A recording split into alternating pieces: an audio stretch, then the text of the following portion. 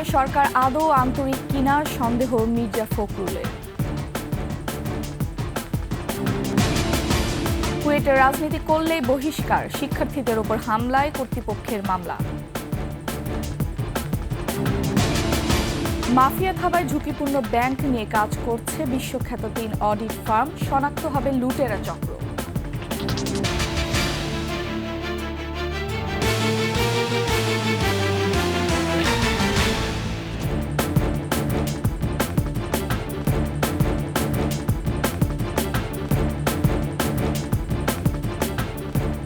শুনছিলেন সংবাদ শিরোনাম। আমন্ত্রণ 21 সংবাদের সাথে আছে আমি ফারহানা লোপা। দর্শক, 21 টেলিভিশনের সংবাদ একসাথে সরাসরি দেখতে পাবেন আমাদের ফেসবুক পেজ www.facebook.com/2124 অনলাইনে। এছাড়া সাবস্ক্রাইব করতে পারেন www.youtube.com/21etv চ্যানেলে। এছাড়া সংবাদে আরও থাকছে: জুলাই বিপ্লবের চেতনায় অমর 21 ফেব্রুয়ারি, কেন্দ্রীয় শহীদ মিনারে প্রস্তুতির ব্যস্ততা।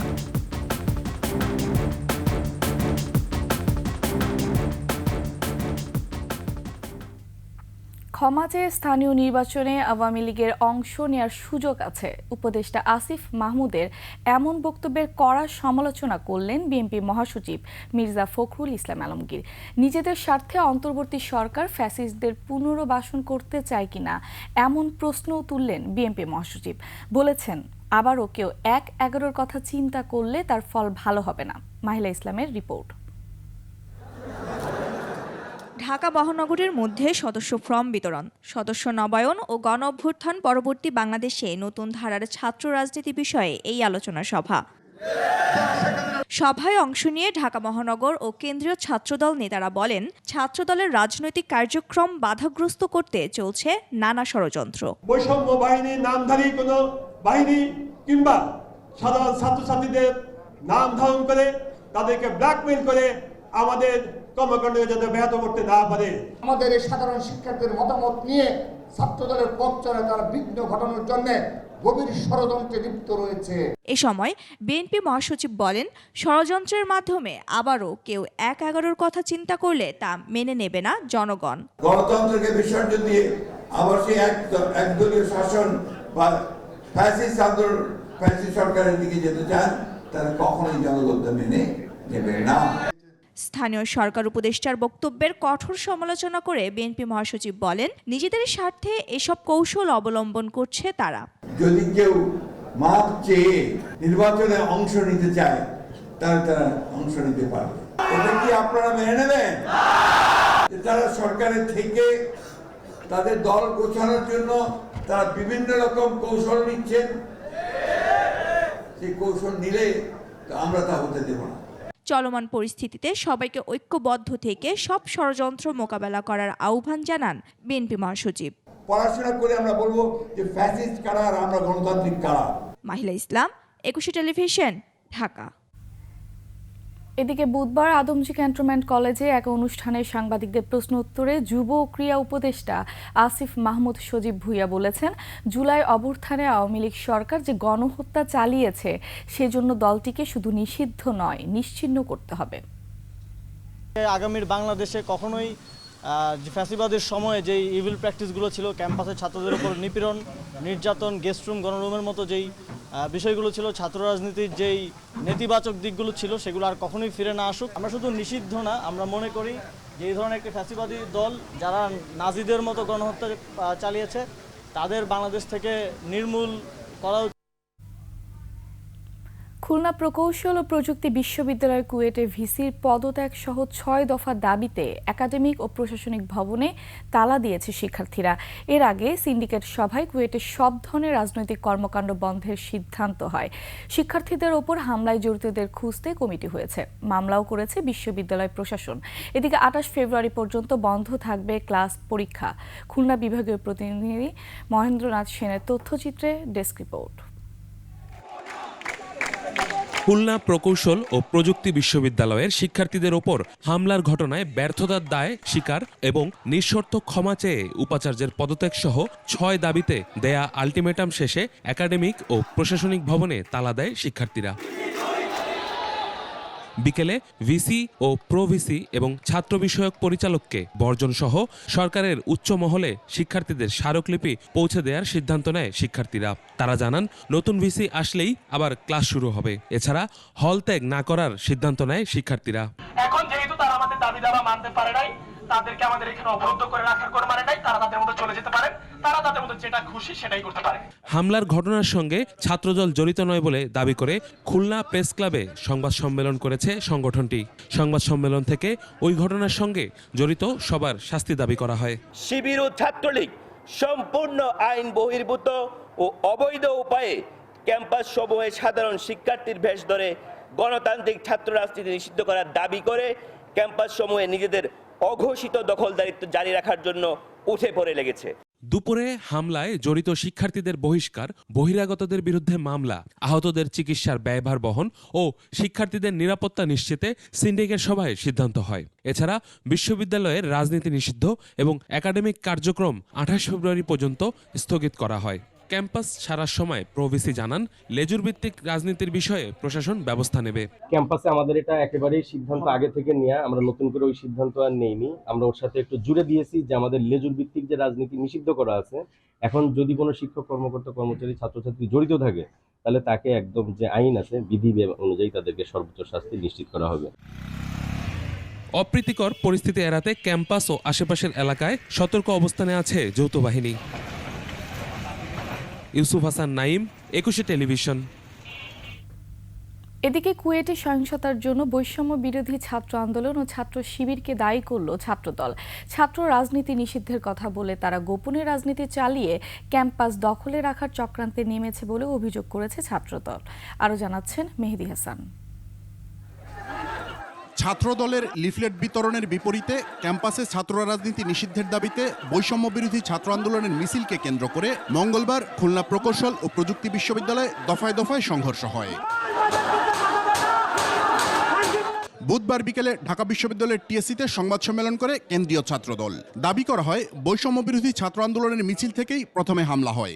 বাংলাদেশ জাতীয়তাবাদী ছাত্রদল কুয়েট ক্যাম্পাসে আনুষ্ঠানিকভাবে কোনো রাজনৈতিক অনুষ্ঠানের আয়োজন না করলেও এসব গুপ্ত ষড়যন্ত্রকারীদের ইন্ধনে সাধারণ শিক্ষার্থী পরিচয়ে উক্ত মব মিছিলটি শুরু করার আগে ক্যাম্পাসে ছাত্রদলের রাজনীতি নিষিদ্ধ করার চেয়ে ক্যাম্পাসে বিশাল ব্যানার টানানো হয় এবং মিছিল থেকে বিনা উস্কানিতে ছাত্রদলের সমর্থকদের উপর হামলা চালানো হয়।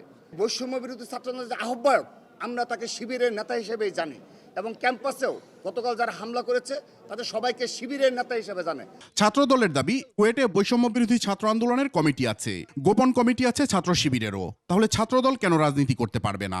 খুলনা প্রকৌশল এবং প্রযুক্তি বিশ্ববিদ্যালয়ে বৈষম্য বিরোধীর একটি কমিটি রয়েছে, যেই কমিটি জানুয়ারির 7 তারিখে প্রকাশিত হয়েছে এবং ছাত্র শিবিরের এখানে একটি কমিটি আছে কি বা নাই সেটি সাধারণ শিক্ষার্থীরা জানে না।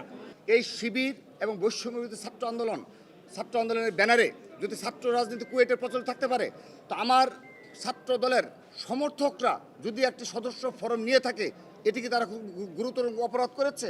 ক্যাম্পাসে ছাত্র রাজনীতি বন্ধের দাবি বাক স্বাধীনতার পরিপন্থী ও শিবিরের অপকৌশল বলে অভিযোগ তাদের। এবং আমাদের মেহেদী হাসান, 21 টেলিভিশন, ঢাকা। মাফিয়া থাবায় ঝুঁকিতে পড়া ব্যাংকগুলো নিয়ে কাজ শুরু করেছে বিশ্বখ্যাত 3 অডিট ফার্ম কেপিএমজি, ইউআই ও ডেলেট। এসব ব্যাংকের ঋণ, দায়, সম্পদ ও বন্ধকি সম্পত্তি যাচাই করা হচ্ছে। পাশাপাশি সংঘবদ্ধ লুটেরা চক্রের অর্থনৈতিক অপরাধ শনাক্ত, অবৈধ অর্থ খুঁজে বের করা ও পাচার হওয়া অর্থ উদ্ধারে ফরেনসিক অডিট করবে এই 3 বৈশ্বিক নিরীক্ষা প্রতিষ্ঠান। বিস্তারিত সঞ্জয় অধিকার রিপোর্টে।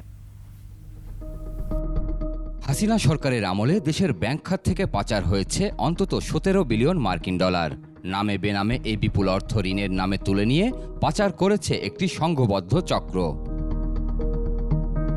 এই চক্রের থাবায় ফোকলা প্রায় 1 ডজন ব্যাংক। ব্যাংকগুলোর ঋণ, দায় এবং বন্ধকি সম্পত্তির মূল্য যাচাই ও মূলধন বের করতে কাজ করছে বিশ্বখ্যাত অডিট ফার্ম কেপিএমজি, ইউআই ও ডেলট। এই প্রতিষ্ঠানগুলোকে নিয়োগ দেওয়ার উদ্দেশ্য হলো যে ব্যাংকগুলোর আর্থিক অবস্থাটা কি, আমরা যেটা বলি অ্যাসেট রিভিউ করা, তাদের যে অ্যাসেটগুলো আছে, বিশেষভাবে যে লোনগুলো তারা দিয়েছে বা বিনিয়োগ যে করেছে এগুলোর প্রকৃত অবস্থাটা কি পরিমাণ ফেরত পাওয়া যাবে, তাদের কোয়ালিটি কেমন, এগুলো জানা। নিরীক্ষা কাজে প্রয়োজনীয় সহায়তা দিতে সংশ্লিষ্ট ব্যাংকগুলোকে নির্দেশনা দিয়েছে বাংলাদেশ ব্যাংক। আমাদের 3টা টাস্কফোর্স করা হয়েছে, এই 3টা এরিয়াতেই আমরা ব্যাপক কাজ করছি। একিউআর এর ক্ষেত্রে তো আপনারা জানেন যে আন্তর্জাতিক অডিট ফার্মসগুলো সেখানে কাজকর্ম শুরু করেছে, তাদেরকে সুপারভিশন করার জন্য আরেকটা আন্তর্জাতিক প্রতিষ্ঠান কাজ করছে। বৈশ্বিক এসব অডিট ফার্ম ব্যক্তি, প্রতিষ্ঠান ও চক্রের আর্থিক লেনদেনের বিষয়ে তথ্য উপাত্ত সংগ্রহ এবং অর্থনৈতিক অপরাধ ও অবৈধ অর্থ শনাক্তকরণ, অর্থ পাচার রোধ ও পাচার হওয়া অর্থ উদ্ধারে নিয়োগদাতাকে পরামর্শ দেয়। অর্থ পাচারে জড়িতদের বিরুদ্ধে আন্তর্জাতিক আইন প্রয়োগকারী সংস্থা ইন্টারপোল, FBI, ফিনান্সিয়াল অ্যাকশন টাস্কফোর্সকে মামলা করতেও সহায়তা করে এসব অডিট ফার্ম। আর নিরীক্ষা কাজে ফরেনসিক ইনভেস্টিগেশন, সংশ্লিষ্টদের নেটওয়ার্ক ও সোশ্যাল লিঙ্ক করা হয়। এই হেলথ চেক করার ফলে আর্থিক অবস্থাটা যদি ফরেনসিক অডিটের মাধ্যমে বের হয়ে আসে, তাহলে বোঝা যাবে কারা আইনকে বুড়ো আঙুল দেখিয়ে সরকারি পৃষ্ঠপোষকতায় ব্যাংক থেকে টাকা নিয়েছে। প্রকৃতপক্ষে ব্যাংকগুলোর আর্থিক অবস্থা বোঝার জন্যই কিন্তু এই অডিটটা করা হচ্ছে। এদিকে ব্যাংক খাত থেকে লুট হওয়া অর্থ দিয়ে কেনা সম্পদের হদিস ও পুনরুদ্ধারে বাংলাদেশ ফিনান্সিয়াল ইন্টেলিজেন্স ইউনিট 11টি যৌথ তদন্ত কমিটি গঠন করেছে। সঞ্জয় অধিকারী, 21 টেলিভিশন, ঢাকা। আর একদিন বাদেই অমর 21শে ফেব্রুয়ারি, আন্তর্জাতিক মাতৃভাষা দিবস। 52 ভাষা শহীদদের স্মরণে রঙিন আলপনায় স্মৃতির মিনার সাজিয়ে তুলেছেন শিল্পী ও শিক্ষার্থীরা। আর এতে এবার ভিন্ন মাত্রা যুক্ত করেছে জুলাই বিপ্লবের চেতনা। সোহেল সামির রিপোর্ট। বাংলা ভাষাভাষী মানুষের আবেগ অনুভূতির মহান শহীদ দিবস, রক্তে পাওয়া বর্ণমালার দিন 21শে ফেব্রুয়ারি। মায়ের ভাষার মর্যাদা রক্ষায় বুকের রক্ত ঢেলে দেয়া সেই বীর শহীদদের বরণের অপেক্ষায় গোটা জাতি। হৃদয়ের সব আবেগ আর রং তুলির ছোঁয়ায় সাজছে কেন্দ্রীয় শহীদ মিনার। এই আলপনাটা মূলত হচ্ছে আমাদের শহীদদের প্রতি শ্রদ্ধা, তাদের স্মৃতিগুলো আবার মনে করার জন্য, এবং পাশাপাশি এটা হচ্ছে আমাদের একটি সংস্কৃতির অংশ। এখান থেকে আমরা ভাষা শহীদের অনুপ্রেরণা পাই, সেই 1952 সালে আবার ফিরে যেতে পারি। জুলাই বিপ্লবের পটভূমিতে এসেছে এবারের 21শে ফেব্রুয়ারি। তারুণ্যের রক্তস্রোতে টকবক করছে 52 বৈষম্য বিরোধী চেতনা। এই আলপনাগুলোর মাধ্যমে মানুষ সেটাকে বুঝতে পারে, অনুভব করতে পারে। মাঝখান দিয়ে আমাদের একটা অভ্যুত্থানও গিয়েছে, তো সেই সাথে আমরা নতুনভাবে একটা আন্তর্জাতিক মাতৃভাষা দিবস পালনের আশা করছি। এই ভাষা আন্দোলনের অনেক চেতনার মাধ্যমে হচ্ছে আমরা 36শে জুলাইটাকে আর কি একটা বড় পরিসরে আনতে পেরেছি। এদিকে ভাষা শহীদদের শ্রদ্ধা নিবেদনে কেন্দ্রীয় শহীদ মিনার এলাকায় নিরাপত্তায় নেওয়া হয়েছে পর্যাপ্ত ব্যবস্থা। আর একদিন পরেই বাংলা ভাষাভাষীরা উদযাপন করবে অমর 21শে ফেব্রুয়ারি। স্মরণ করবেন এই দিনে বাংলা ভাষার জন্য জীবন দেয়া তাদের শহীদদের। আর সেজন্যই কেন্দ্রীয় শহীদ মিনারে চলছে আলপনা আঁকা এবং নানা রকম রঙে রাঙিয়ে তোলার কাজ। এটা চলবে 21শে ফেব্রুয়ারি পর্যন্ত। শহীদ মিনার থেকে সোহেল সামি, 21শে টেলিভিশন, ঢাকা। দর্শক, শেষ করছে 21শে সংবাদ। যাবার আগে সংবাদ শিরোনামগুলো আরও একবার। নির্বাচন নিয়ে সরকার আদৌ আন্তরিক কিনা সন্দেহ মির্জা ফখরুলের। কুয়েটে রাজনীতি করলে বহিষ্কার, শিক্ষার্থীদের ওপর হামলায় কর্তৃপক্ষের মামলা। মাফিয়া থাবায় ঝুঁকিপূর্ণ ব্যাংক নিয়ে কাজ করছে বিশ্বখ্যাত 3 অডিট ফার্ম, শনাক্ত হবে লুটেরা চক্র।